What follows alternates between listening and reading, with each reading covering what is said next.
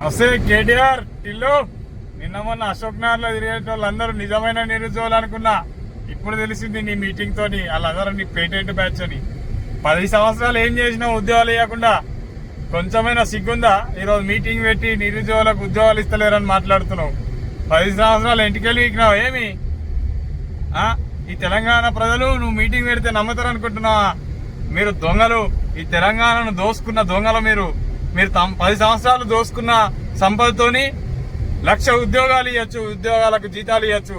ఆ కొడుకులారా పందిలాగా మెక్కి ఈరోజు తెలంగాణ ప్రజల ఉసురు పోసుకొని ఈరోజు మేము మళ్ళా మీటింగ్లు పెడుతుర్రా. ఈ ప్రజాపాలనలో గత 2.5 ఏళ్లుగా ఎన్ని ఉద్యోగాలు ఇచ్చినామో ఈ తెలంగాణ ప్రజలకు తెలుసు. నువ్వు ఈరోజు మీటింగ్ పెట్టంగానే మంత్రులను, ముఖ్యమంత్రి గారిని తిట్టంగానే ఏదో తెలంగాణ ఆగమవుతుందని అనుకుంటున్నావా? వాళ్ళందరినీ పేటెంట్ బ్యాచ్ అని తెలంగాణ ప్రజలందరికీ తెలుసు.